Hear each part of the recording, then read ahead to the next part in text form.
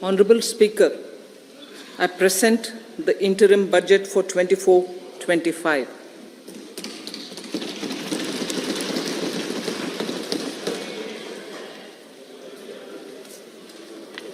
The Indian economy has witnessed profound positive transformation in the last 10 years.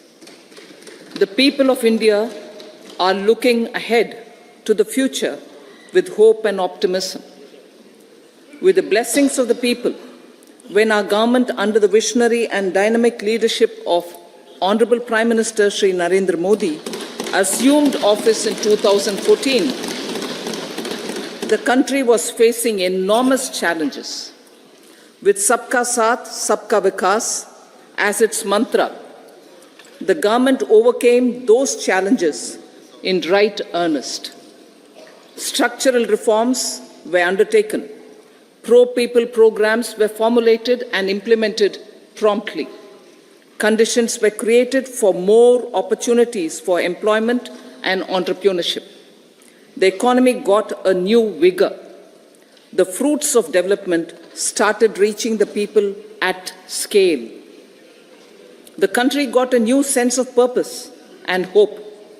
Naturally, the people blessed the government with a bigger mandate. In the second term, our government, under the leadership of Honorable Prime Minister, doubled down on its responsibilities to build a prosperous country with comprehensive development of all people and all regions. Our government strengthened its mantra to Sabka Saath, Sabka Vikas and Sabka Vishwas. Our development philosophy covered all elements of inclusivity, namely social inclusivity through coverage of all strata of the society, and geographical inclusivity through development of all regions of the country.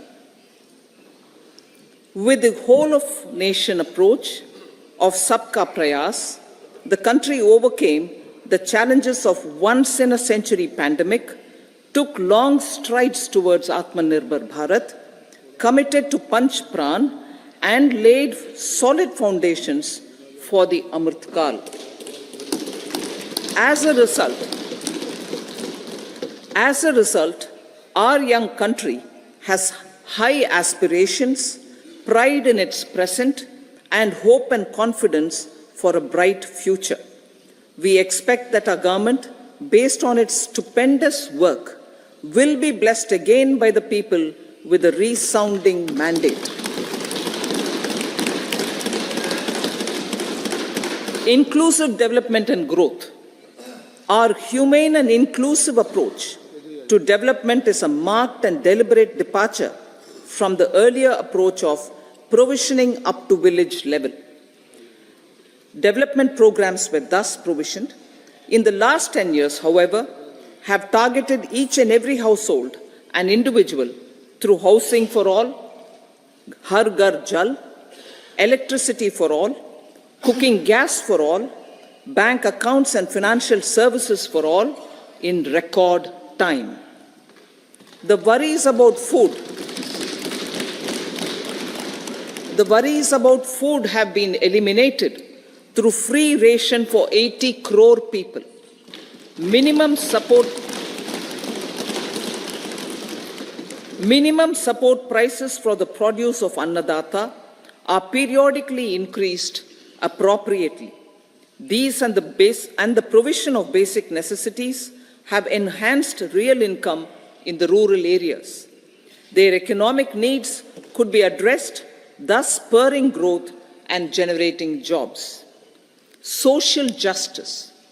Our government is working with an approach to development that is all-round, all-pervasive, and all-inclusive. Sarvangin, Sarvasparshi, or Sarvasamaveshi. It covers all castes and people at all levels. We are working to make India a Vikasit Bharat by 2047. For achieving that goal, we need to improve people's capability and empower them. Previously, social justice was mostly a political slogan. For our government, social justice is an effective and necessary governance model. The saturation approach of covering all eligible people is the true and comprehensive achievement of social justice. This is secularism in action, reduces corruption, and prevents nepotism, prevents Bhai Bhatijawad. There is transparency and assurance that benefits are delivered to all eligible people. The resources are distributed fairly. All, regardless of their social standing, get access to opportunities. We are addressing systemic inequalities that had plagued our society. We focus on outcomes and not on outlays, so that the social economic transformation is achieved. As our Prime Minister firmly believes, we need to focus on 4 major castes. They are Garib, Mahilaye, Yuva, and Annadata. Their needs, their aspirations, and their welfare are our highest priority. The country progresses when they progress. All 4 require and receive government support in their quest to better their lives. Their empowerment and well-being will drive the country forward.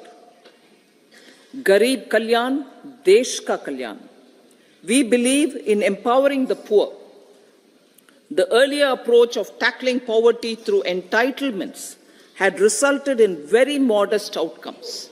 When the poor became empowered partners in the development process, government's power to assist them also increases manifold.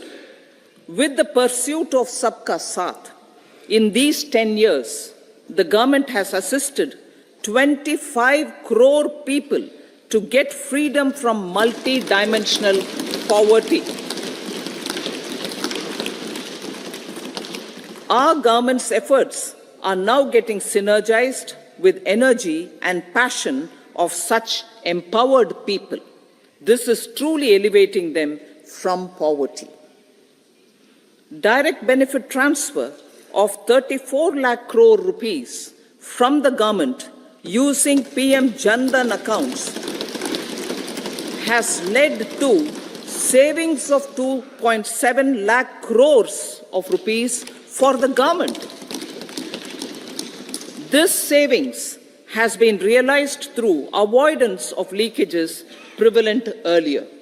The savings have helped in providing more funds for Garib Kalyan. PM Swanidhi has provided credit assistance to 78 lakh street vendors. From that total of 78 lakh street vendors, 2.3 lakh have received credit for the 3rd time. PM Janman Yojana reaches out to the particularly vulnerable tribal groups who have remained outside the realm of development so far. PM Vishwakarma Yojana provides end-to-end support to artisans and craftspeople engaged in 18 trades. The schemes for empowerment of Divyangs and transgender persons reflect firm resolve of our government to leave no one behind. Welfare of Annadata. Farmers are our Annadata. Every year under PM Kisan Samman Yojana, direct financial assistance is provided to 11.8 crore farmers, including marginal and small farmers. Crop insurance is given to 4 crore farmers under PM Fasal Bima Yojana. These, besides several other programs, are assisting Annadata in producing food for the country and for the world. Electronic National Agricultural Market has integrated 1,361 mandis and is providing services to 1.8 crore farmers with trading volume of 3 lakh crores of rupees. The sector is poised for inclusive, balanced, higher growth and productivity. These are facilitated from farmer-centric policies, income support, coverage of risks through price and insurance support, promotion of technologies and innovations through startups. Empowering the Amrit PD, the Yuva. Our prosperity depends on adequately equipping and empowering the youth. The National Education Policy 2020 is ushering the transformational reforms. PM Schools for Rising India, PM Shri, are delivering quality teaching and nurturing holistic and well-rounded individuals. The Skill India mission has trained 1.4 crore youth, upskilled and reskilled 54 lakh youth, and established 3,000 new ITIs. A large number of institutions of higher learning, namely 7 IITs, 16 triple ITs, 7 IIMs, 15 AIMS, and 390 universities have been set up. PM Mudra Yojana has sanctioned 43 crore loans aggregating to 22.5 lakh crores of rupees for entrepreneurial aspirations of our youth. Besides that, Fund of Funds, Startup India, and Startup Credit Guarantee schemes are assisting our youth. They are also becoming Rozgar Data. The country is proud of our youth scaling new heights in sports. The highest ever medal tally in Asian Games and Asian Para Games in 2023 reflects a high confidence level.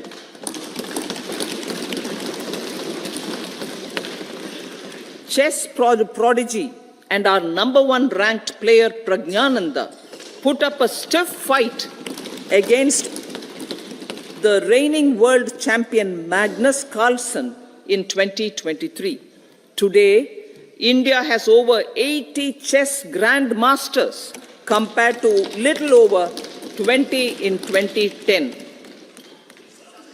Momentum for Nari Shakti. The empowerment of women through entrepreneurship, ease of living, and dignity for them has gained momentum in these 10 years. 30 crore Mudra Yojana loans have been given to women entrepreneurs. Female enrollment in higher education has gone up by 28% in 10 years. In STEM courses, girls and women constitute 43% of enrollment, one of the highest in the world. All these measures are getting reflected in the increasing participation of women in workforce. Making triple talaq illegal, reservation of 1/3 seats for women in the Lok Sabha and state assemblies, and giving over 70% houses under PM Awas Yojana in rural areas to women, and giving over 70% houses under PM Awas Yojana in rural areas to women as sole or joint owners have enhanced their dignity. Exemplary track record of governance, development, and performance. Besides delivering on high growth in terms of gross domestic product, the government is equally focused on a more comprehensive GDP, that is, governance, development, and performance. Our government has provided transparent, accountable, people-centric, and prompt, trust-based administration with citizen-first and minimum government, maximum governance approach. The impact of all-round development is discernible in all sectors. There is macroeconomic stability, including in the external sector. Investments are robust. The economy is doing well. People are living better and earning better, with even greater aspirations for future. Average real income of the people has increased by 50%. Inflation is moderate. People are getting empowered, equipped, and enabled to pursue their aspirations. There is effective and timely delivery of programs and of large projects. Economic management.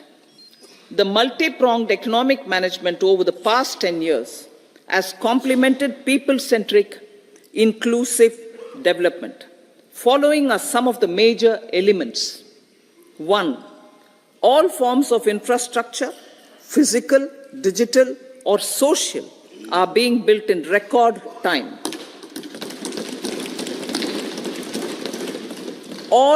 Number 2, all parts of the country are becoming active participants in economic growth. Number 3, digital public infrastructure, a new factor of production as if in the 21st century, is instrumental in formalization of the economy. Number 4, goods and services tax has enabled one nation, one market, one tax. Tax reforms have led to deepening and widening of tax base. Number 5, strengthening of the financial sector has helped in making savings, credit, and investments more efficient. Number 6, GIFT, IFSC, and the Unified Regulatory Authority, IFSCA, are creating a robust gateway for global capital and financial services for the economy. Number 7, proactive inflation management has helped keep inflation within the policy band.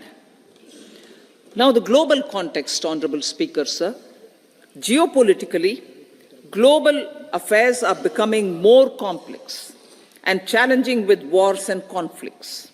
Globalization is being redefined with reshoring and friendshoring, disruption and fragmentation of supply chains and competition for critical minerals and technologies.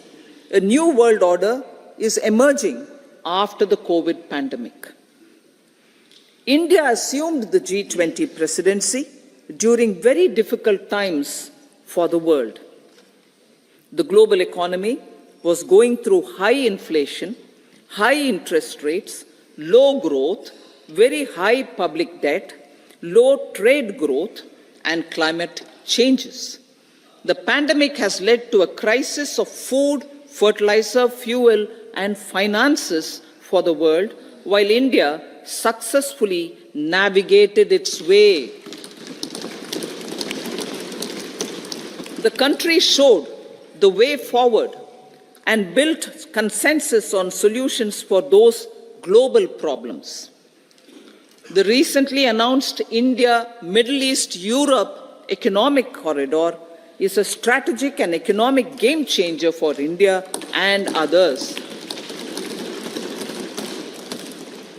In the words of Honorable Prime Minister, the corridor, and I quote, will become the basis of world trade for hundreds of years to come, and history will remember that this corridor was initiated on Indian soil.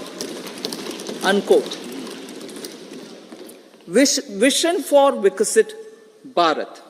Our vision for Vikasit Bharat is that of prosperous Bharat in harmony with nature, with modern infrastructure, and providing opportunities for all citizens and all regions to reach their potential.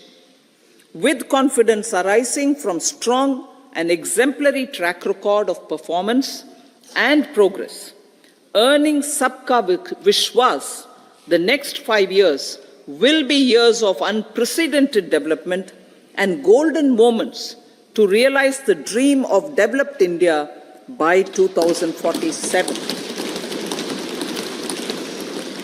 The trinity of demography, democracy, and diversity, backed by Sabka Prayas, has the potential to fulfill aspirations of every Indian.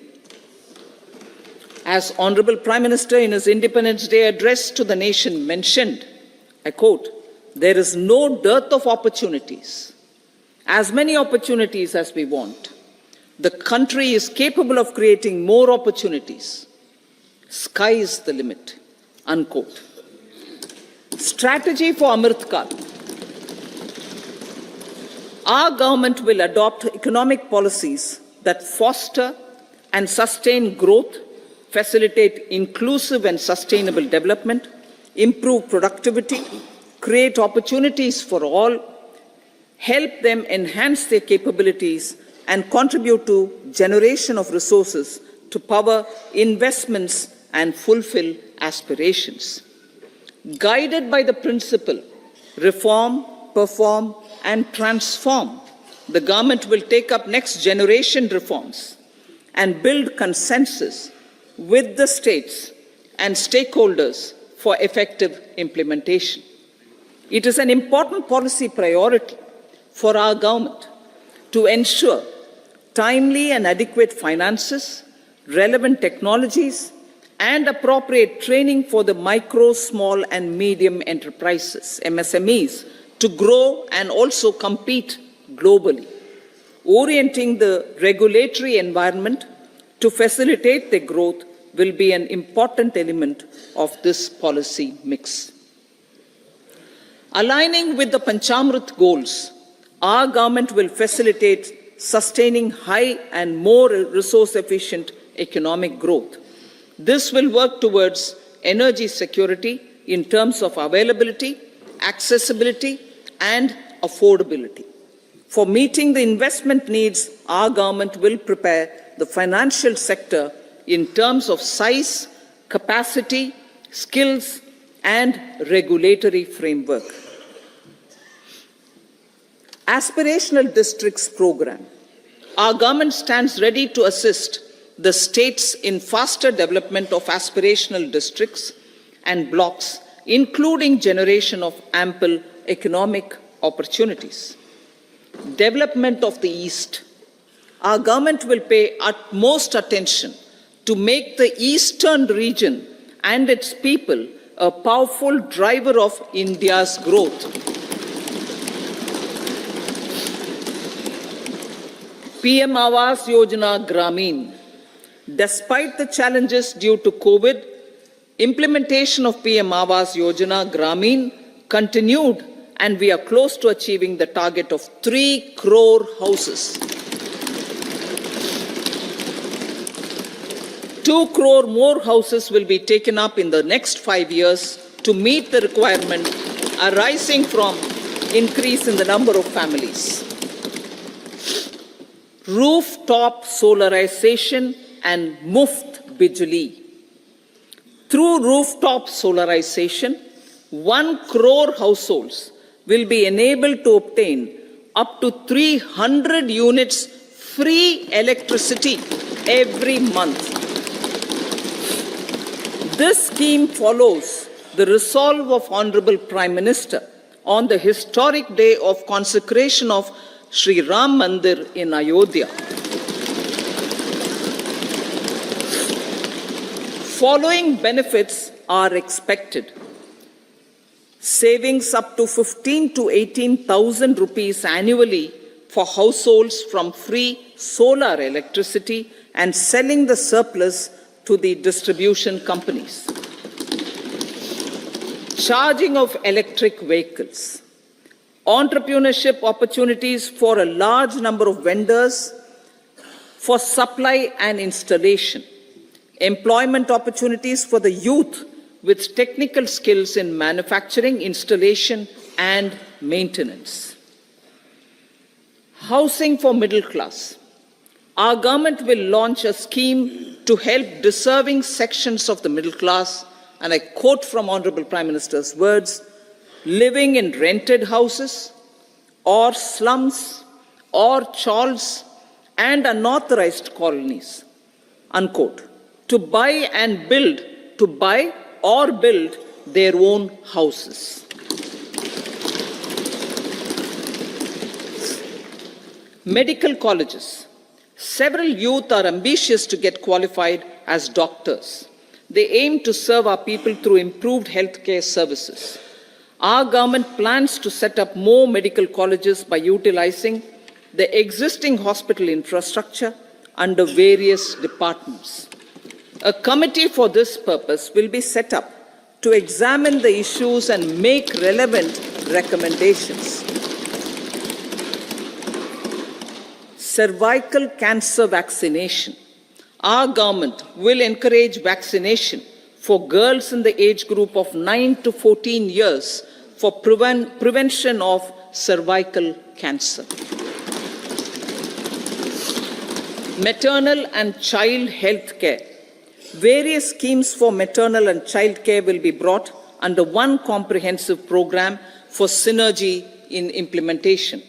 Upgradation of Anganwadi centers under Saksham Anganwadi and Poshan 2.0 will be expedited for improved nutrition delivery, early childhood care and development. The newly designed U-Win platform for managing immunization and intensified efforts of Mission Indradhanush will be rolled out expeditiously throughout the country. Ayushman Bharat.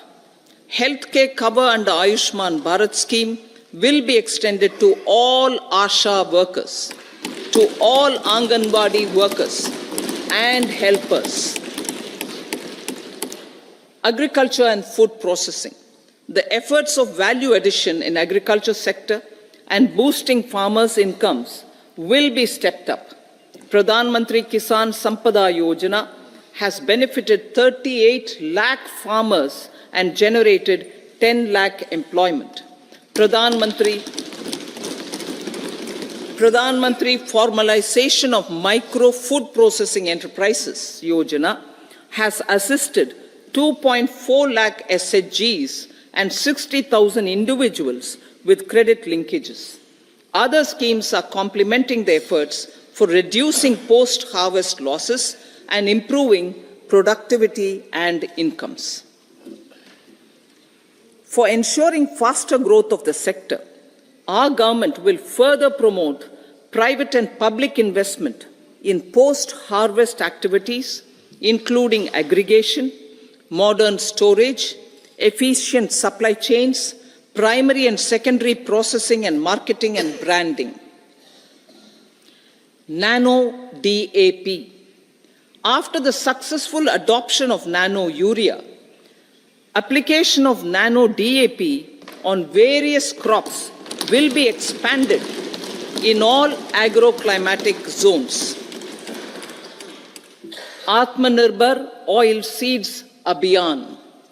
Building on the initiative announced in 2022, a strategy will be formulated to achieve Atmanirbharta for oil seeds such as mustard, groundnut, sesame, soya bean, and sunflower. This will cover research for high-yielding varieties, widespread adoption of modern farming techniques, market linkages, procurement, value addition, and crop insurance. Dairy development. A comprehensive program for supporting dairy farmers will be formulated. Efforts are already on to control foot and mouth disease. India is the world's largest milk producer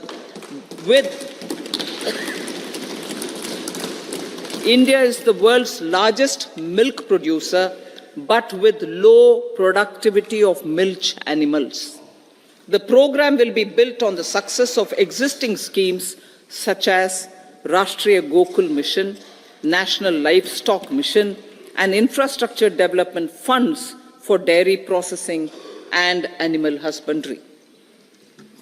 Matsya Sampada. It was our government which set up a separate department for fisheries, realizing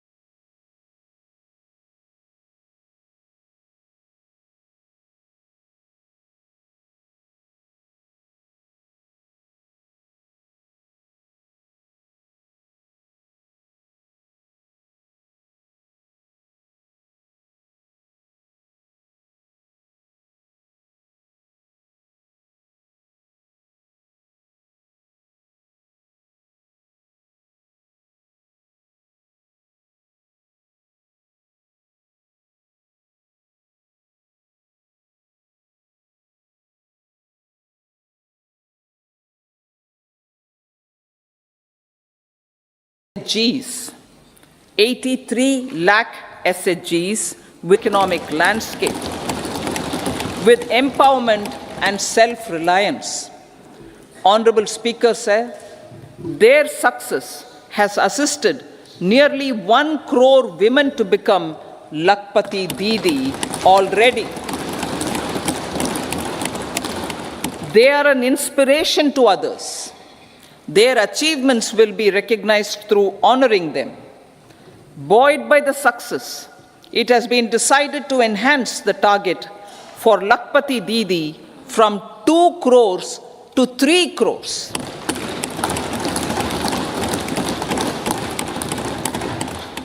Technological changes, new age technologies and data are changing the lives of people and businesses.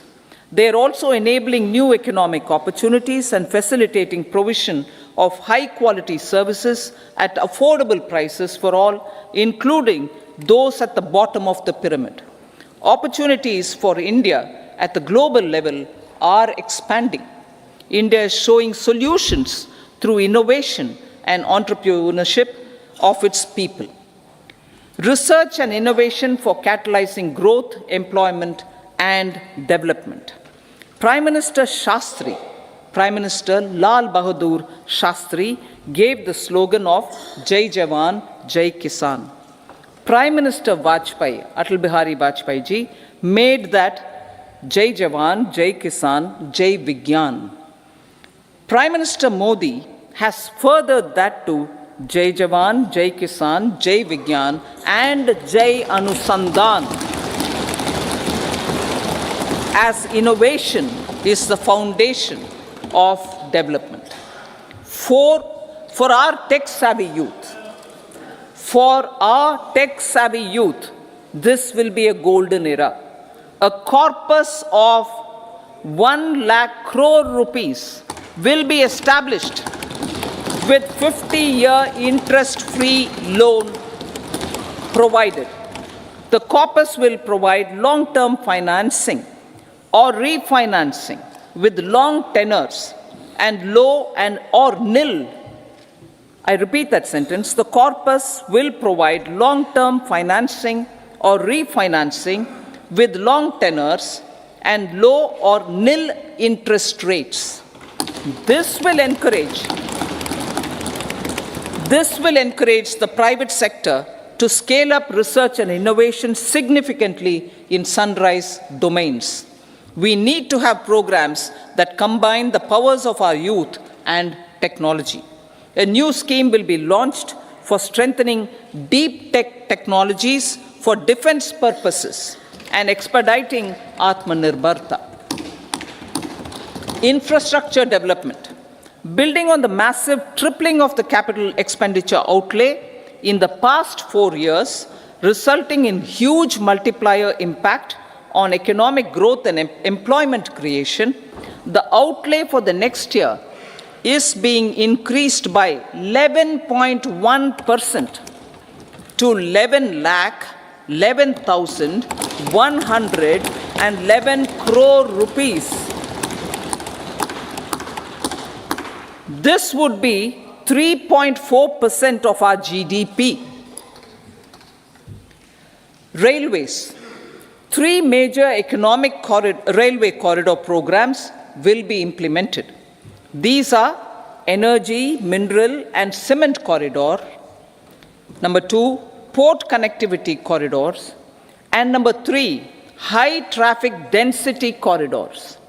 The projects have been identified under the PM Gati Shakti for enabling multimodal connectivity.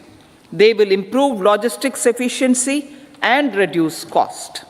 The resultant decongestion of the high traffic corridors will also help in improving operations of passenger trains, resulting in safety and higher travel speed for passengers. Together with dedicated freight corridors, these 3 economic corridor programs will accelerate our GDP growth and reduce logistic costs.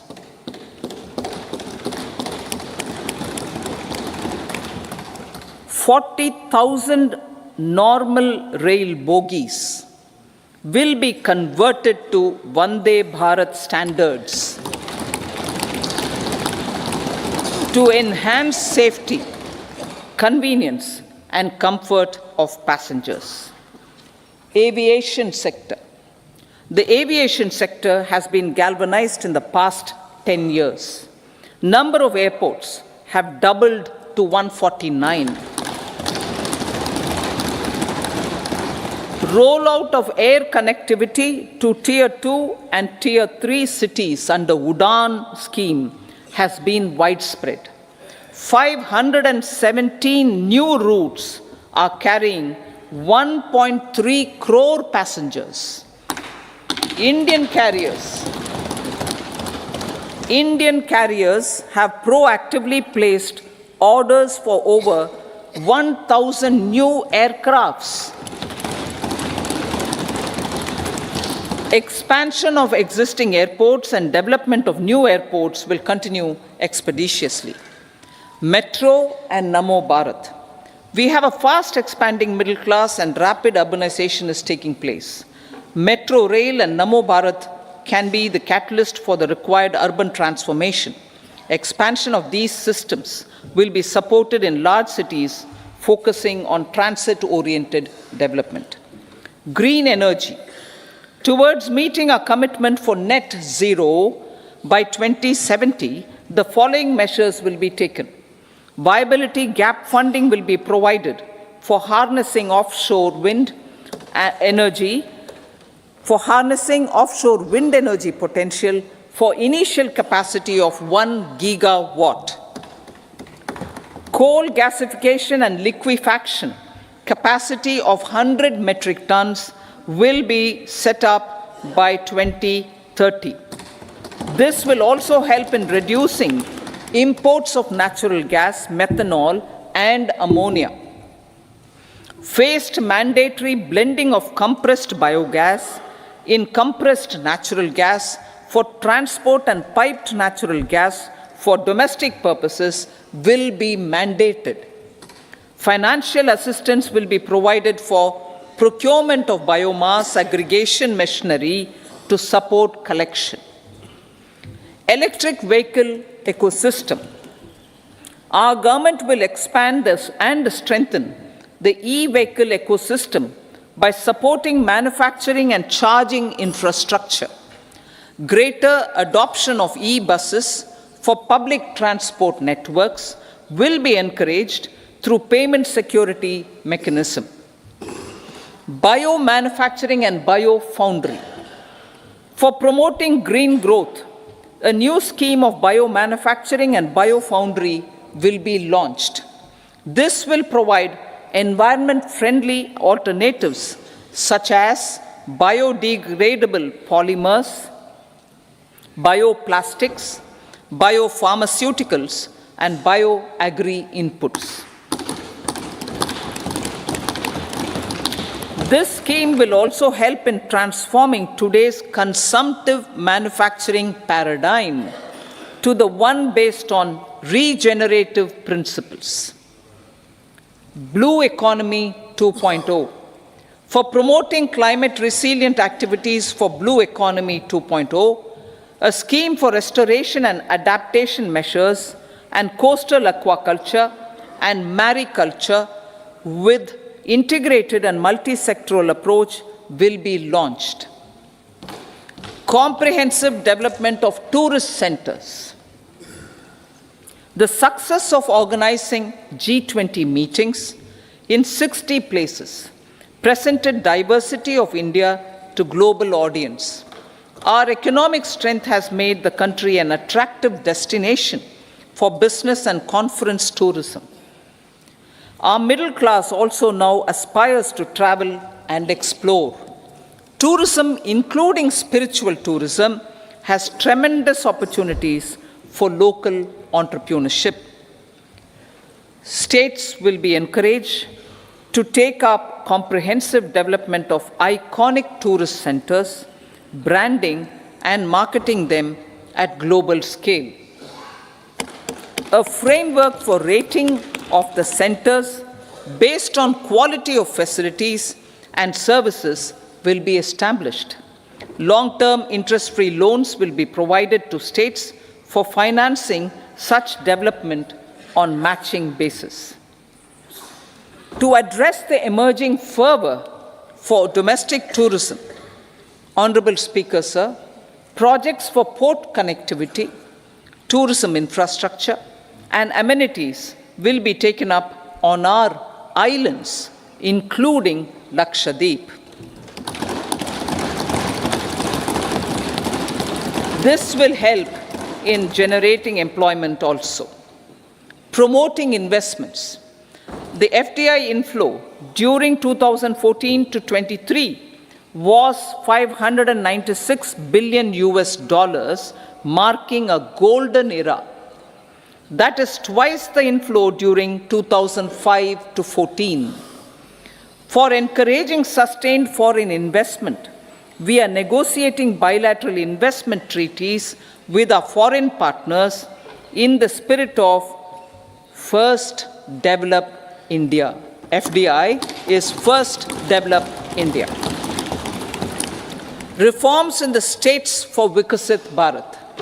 Many growth and development enabling reforms are needed in the states for realizing the vision of Vikasit Bharat. A provision of 75,000 crore rupees as 50-year interest-free loan is proposed this year to support those milestone-linked reforms by the state governments. Societal changes. The government will form a high-powered committee for an extensive consideration of the challenges arising from fast population growth and demographic changes. The committee will be mandated to make recommendations for addressing these challenges comprehensively in relation to the goal of Vikasit Bharat. Amrit Kal as Kartavya Kal. Our government stands committed to strengthening and expanding the economy with high growth and to create conditions for people to realize their aspirations. Honorable Prime Minister, in his Independence Day address to the nation in the 75th year of our Republic, said, and I quote, "We commit ourselves to national development with new inspirations, new consciousness, new resolutions as the country opens up immense possibilities and opportunities. It is our Kartavya Kal." Unquote.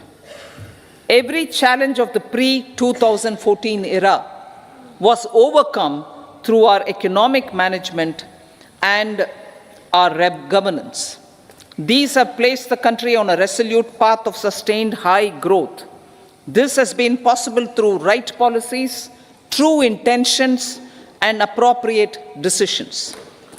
In the full budget in July, Honorable Speaker, our government will present a detailed roadmap for our pursuit of Vikasit Bharat.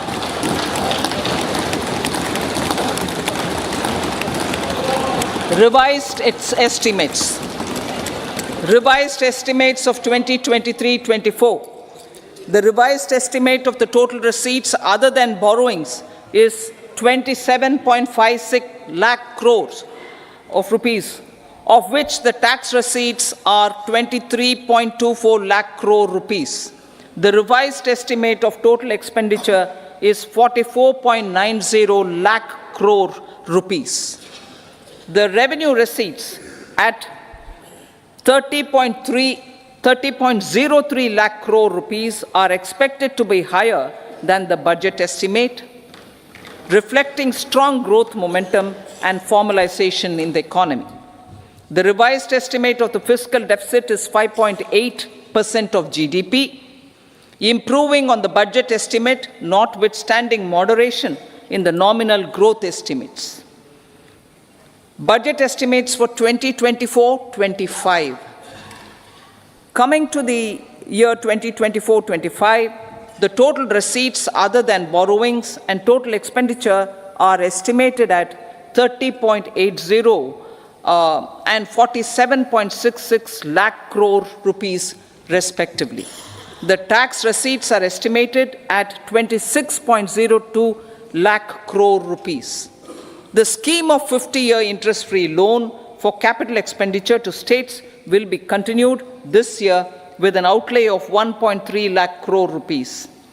We continue on the path of fiscal consolidation, as announced in my budget speech of 2021-22, to reduce fiscal deficit below 4.5% by 25-26. The fiscal deficit in 2024-25 is estimated to be 5.1% of GDP, adhering to that path. So the gross and net market borrowings through dated securities during 24-25 are estimated at 14.13 lakh crore rupees and 11.75 lakh crore respectively. Both will be less than that in 23-24. Now that the private investments are happening at scale, the lower borrowings by the central government will facilitate larger availability of credit for the private sector. Vote on account. I'll be seeking vote on account approval of the Parliament through the appropriation bill for a part of the financial year 2024-25. I will now move to part B.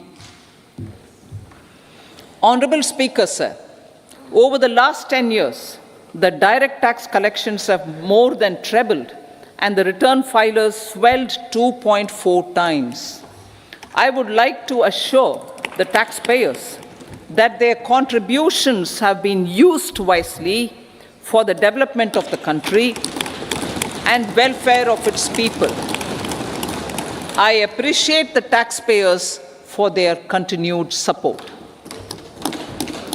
The government has reduced and rationalized tax rates.